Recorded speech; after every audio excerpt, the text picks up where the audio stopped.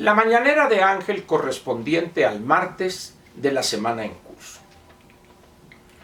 Lo primero que quiero comentar con usted es que la publicación de los datos correspondientes al comportamiento del PIB, del Producto Interno Bruto, durante el tercer trimestre del año en curso, pues ha generado reacciones, por decirlo menos, interesantes.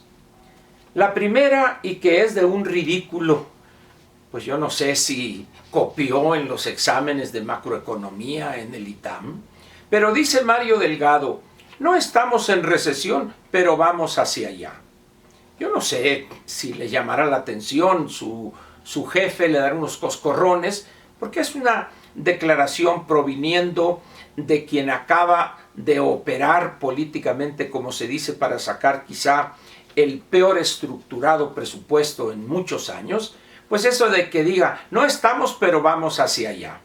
Bueno, ¿qué tipo de presupuesto elaboró o buscó que se elaborara cuando prácticamente está aceptando que es un presupuesto cuyo producto inmediato será entrar en un periodo recesivo? Si le digo que Mario Delgado, pero bueno, hay algunos que confían en él todavía. Pero hay algo más. Podemos afirmar, como consecuencia de 3 trimestres de crecimiento negativo con respecto al trimestre anterior, que la economía mexicana entró en un periodo recesivo. Soy de los que piensan que no. Yo prefiero la definición que maneja el NBER, National Bureau of Economic Research, que tiene perfectamente determinado la definición amplia de recesión. Otro día le diré a usted cuál es esa definición y cuáles son las 4 variables que toma en cuenta para afirmar que una economía está en un periodo recesivo. Lo que importa aquí es lo siguiente. En realidad, la pregunta que nos debemos hacer, clave, fundamental en este momento, es: ¿está la economía mexicana en recesión o no? Yo pienso que no es esa la pregunta correcta. La pregunta sería, la primera pregunta es: ¿por qué llegamos a este punto?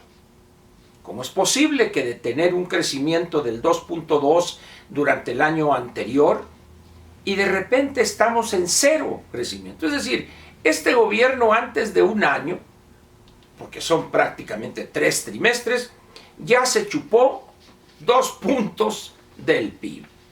Y como dijo ahora sí Mario Delgado, y no se ve mejoría, dado que, como él afirma, esto va a la recesión. Pero ahora, ¿saldremos de este periodo recesivo en los próximos trimestres?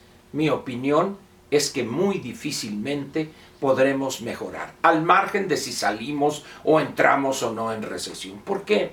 Miren, en economía, las más de las veces lo que importa es la tendencia que se forma.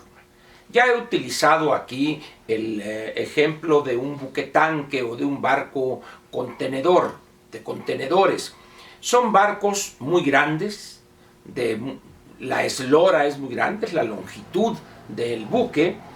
Estos barcos o estas embarcaciones, cuando quieren dar un giro a babor o a estribor, a izquierda o a derecha, tardan o les toma una gran distancia por el tamaño de esa embarcación. Una economía es más o menos lo mismo. Cuando una economía cae en una situación donde se genera o se forma una tendencia, en este caso decreciente, en materia del comportamiento del PIB, hay varios problemas. El primero es tratar de detener, con una serie de medidas de política pública, con una asignación del presupuesto en aquellas áreas donde el impacto para crear empleo, para estimular la inversión, etcétera, etcétera, lo que se llama normalmente inversiones contracíclicas, es para detener esa caída del PIB. Y una vez que se estabiliza y ya pasa 1 o 2 trimestres donde al menos se mantiene la misma situación, es decir, se detuvo la caída, a partir de ahí empezaría otro conjunto de políticas para buscar recuperar la senda del crecimiento. Hoy nuestro país parece estar en esa tendencia decreciente en lo que se refiere al Producto Interno Bruto, y todo indica que va a seguir. Todo indica que va a seguir. ¿Por qué? Pues de ahí la importancia de la pregunta, ¿por qué llegamos a esto? Porque López no va a cambiar su punto de vista. Estamos ahorita por la incertidumbre que ha generado él con sus ocurrencias y sus desatinos. Empezando por la cancelación de la construcción del aeropuerto, luego con la tontería esa del Tren Maya, refinería de dos bocas, aeropuerto de Santa Lucía y todo este tipo de cosas que ya han sido comentadas hasta la saciedad. Es decir, López insiste en que va a seguir por el mismo camino. Si a eso le agrega usted que está necio y necio en mantener lo que llama él equivocadamente estrategia de seguridad, tiene usted una tormenta perfecta.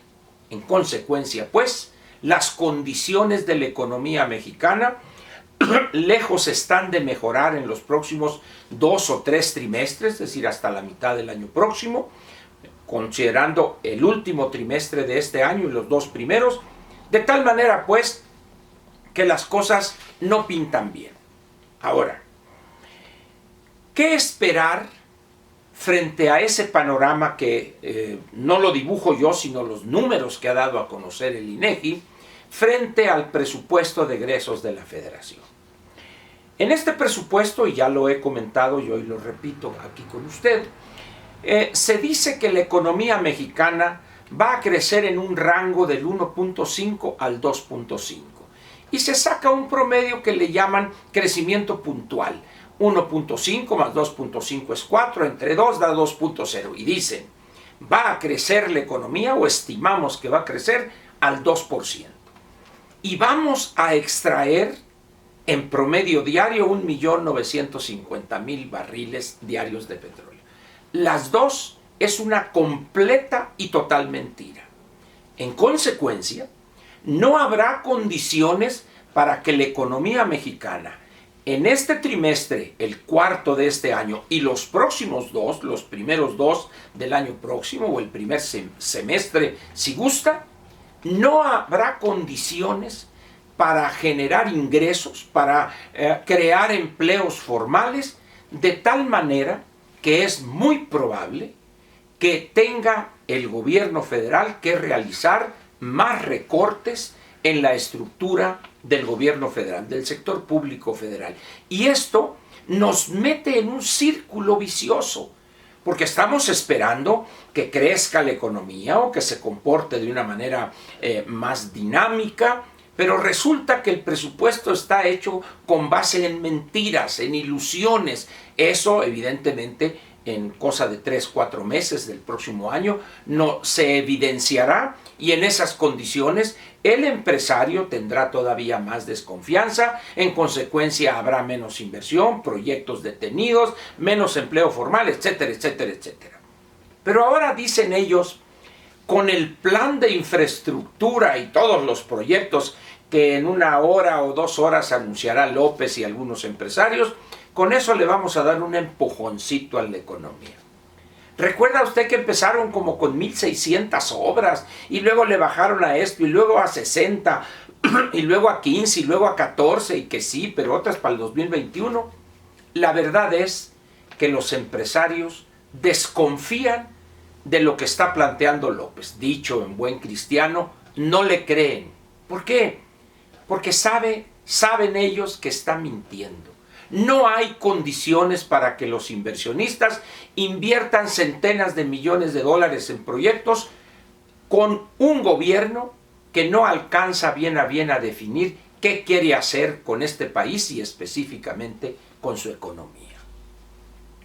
De tal manera, pues, que lo que estamos viendo ahorita y lo que se espera veremos para los próximos 3 trimestres, tomando en cuenta el último de este año y los 2 primeros del año próximo, del 2020, Se debe, eso que vamos a enfrentar, a la incapacidad de este gobierno, del gobernante y de su equipo, para entender cómo, o sea, qué cosas decidir, qué políticas públicas aplicar, de tal manera pues que han dilapidado en los primeros 9 meses de este año cientos de miles de millones de pesos y han propuesto para el 2020 seguir dilapidando recursos en los programas que yo llamo del malestar y dejando de lado inversiones en infraestructura para que entonces sí el sector privado complemente esa inversión pública. Y repito lo que no me cansaré de decir una y otra vez. Lo único que a López le interesa es votos. Votos para el 2021. De las 14 o 15 gubernaturas en juego, él quiere tener las 14 o las 15. De todos los diputados federales, los 300 distritos, él quiere tener cuando menos 251 para su partido, Morena. ¿Por qué? Porque quiere tener el control férreo de la Cámara de Diputados. Ahorita lo tiene, pero con la participación de equipos de la chiruza, satélites. No quiere deberles favor alguno. Ese es el objetivo. Por eso están tirándose los recursos escasos. Por eso está diciendo, no, es que primero los pobres. No es cierto. Lo correcto en una economía abierta debe ser primero la ley.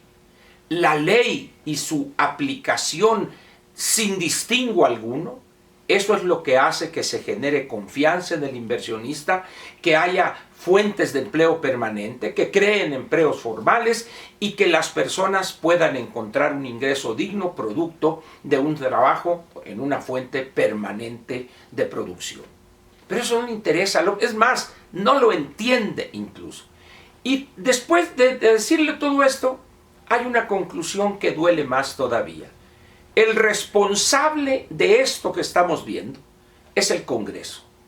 Los diputados y los legisladores de Morena son los responsables de este engendro que fue el presupuesto 2020. Fue el responsable de una serie de decisiones en materia de especialistas en el sector público que los corrieron con una patada en el trasero, de esa mezquindad y de ese resentimiento social. No pueden ganar más que el presidente. ¿Y quién es el presidente? Un hombre ignorante, incapaz, resentido social, incapacitado totalmente para la gobernación.